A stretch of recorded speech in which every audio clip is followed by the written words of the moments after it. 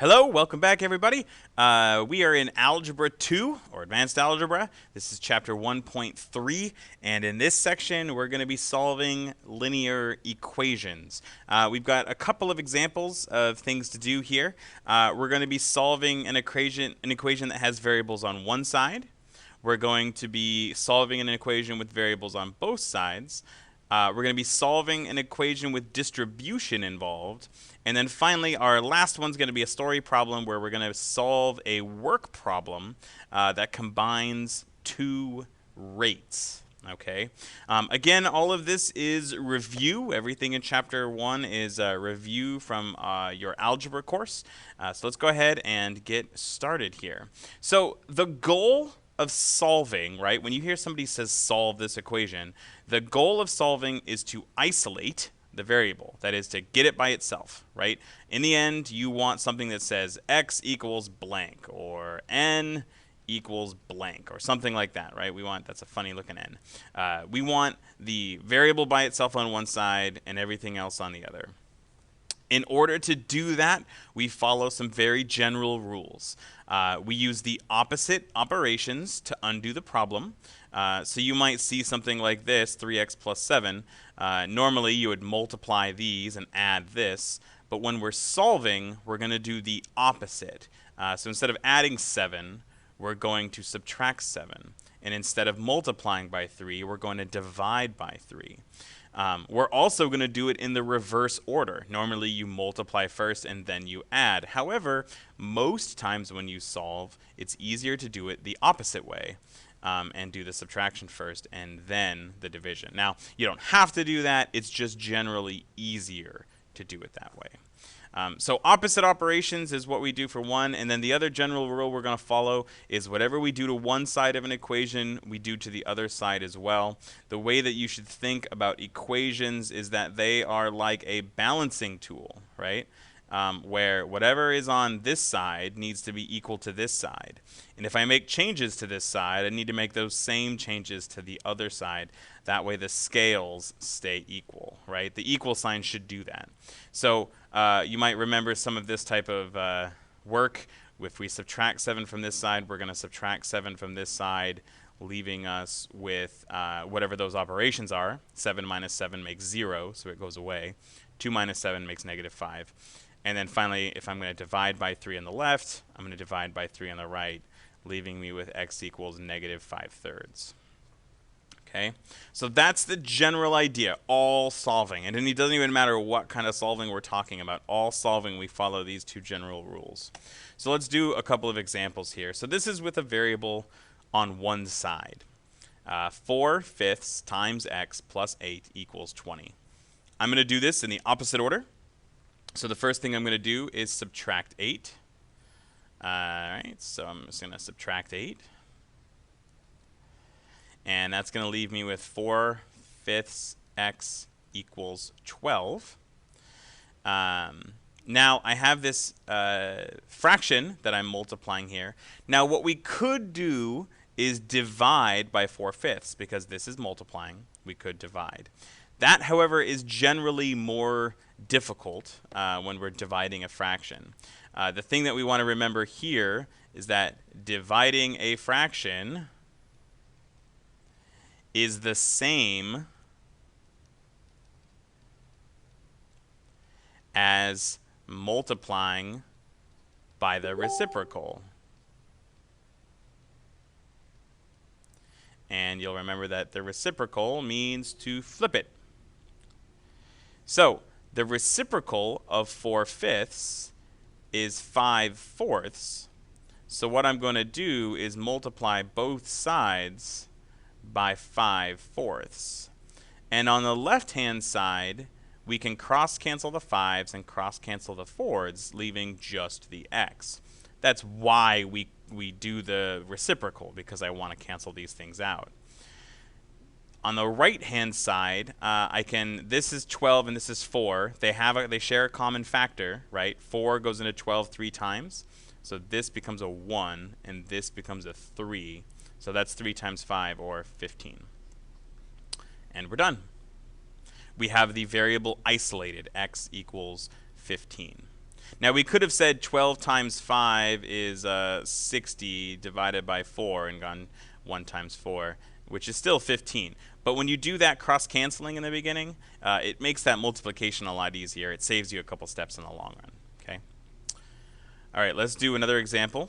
This one is with variables on both sides. So notice now that I have a 7p over here and a 9p over there. What we want to do is get variables on the same side. And it doesn't matter which side we move them to, but we do need to move them so that they're all on the same side. Now, personally, if I subtract 9 over here, it's going to make a negative number. So what I'm going to do is subtract 7 from the left and do the same thing to the right. And that's going to give me a positive 2p to deal with. So again, notice the big goal when you've got variables on the same side or different sides is to get them on the same side. I could have just as easily done minus 9p and moved it over here, and it would have worked out as well. From this point, it's exactly like what we did in the previous example. We're going to add 5 because it's the opposite. So that's 18 equals 2p. And then we're going to divide both sides by 2. And we're going to get p equals 9. Let's do one more big example here. Now let's add another layer and do this using the distributive property. So when we have a number or anything outside of the parentheses with no operation shown, we assume it's multiplication. And when we multiply a quantity like this by a number, we need to make sure that we distribute that number to everything inside the quantity. Again, on the right-hand side, it's the same thing. We've got the parentheses here. Notice that it does stop here. So I'm going to distribute the negative 2 to these two terms, but not the negative 12, because it's not in the parentheses. So now we do the math. 3 times 5x is 15x. 3 times negative 8 is negative 24. Negative 2 times negative x is positive 2x, and negative 2 times 7 is negative 14 minus 12x. It's looking very similar to the problem we just did. Notice that on the right-hand side, we've got two x terms. So what we're going to do is combine like terms next. Before we move anything around, easier to simplify everything. So nothing happens on the left, but on the right, the 2x and the negative 12x combine to make negative 10x. And now it's exactly like the problem that we just did. We can move the variables around to get on the same side. Again, we do that with addition subtraction. So this is 25x minus 24 equals negative 14. I'm going to add 24 to this and add 24 to this, which is going to give me 25x equals a positive 10. And then dividing both sides by 25 gives us 2/5.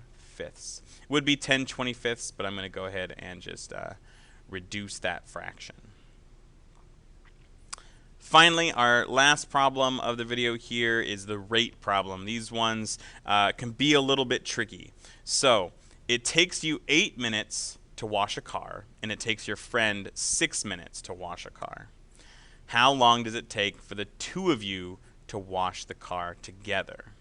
So just logically, we should think if we're doing it together, it should take us less time to do it together. So it's going to be a number smaller than 6, right? But how do we set up this equation? That's the hard part. Well, again, think about making that verbal model. Let's write out what's happening here. If I were to take the amount I can wash and add it to the amount my friend can wash, that would equal the total washed, right? That's just logically saying that if I take the amount that I can wash plus the amount my friend can wash, it's going to equal the total amount washed. Well, the amount that I can wash is going to be my rate, like how fast, my rate, times the amount of time, right? how fast I do it times the amount of time that I have is going to determine how many I can wash. Same thing with my friends. My friends rate times time is going to be how much my friend can wash, and that's still going to equal the total washed. Okay. Oh, you know what? I just noticed that this problem is written wrong. How long does it take the two of you to wash? This should say 7 cars together. I'm like looking at my notes and realizing something's not matching up. This should say 7 cars. I should just remake my video, but it's not going to happen. It's too late. Let's keep going. So how fast do I wash a car? Well, it says it takes me 8 minutes to wash a car, or 1 car. So I do 1 car every 8 minutes, and the time here is how much time is going by. So I don't know that yet. That's what I'm trying to solve, is the time we're trying to solve it. So my rate is 1 car every 8 minutes. We're trying to find the time. My friend's rate is 1 car every 6 minutes. So 1 over 6. Still trying to find the amount of time. And then we're doing 7 total cars, so that should be equal to 7. So there is my equation, right? 1/8 x plus 1/6 x equals 7. Now, you see a couple of fractions there. That is, you know, we get scared sometimes when we see fractions. But don't be scared. There is a trick to get rid of the fractions, right? A trick to get rid of the fractions. And it is very useful when we're trying to solve these things. So let's talk about the trick to get rid of fractions here. Instead of adding these together, what we're going to do is multiply everything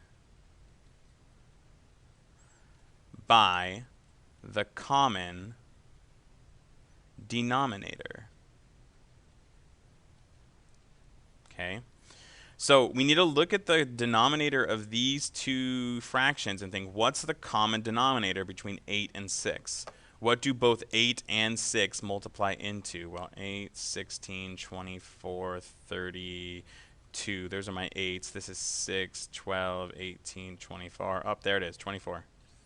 Okay, 24 is my common denominator. So what I'm going to do is I'm going to multiply everything by 24. What I'm doing is scaling this by 24.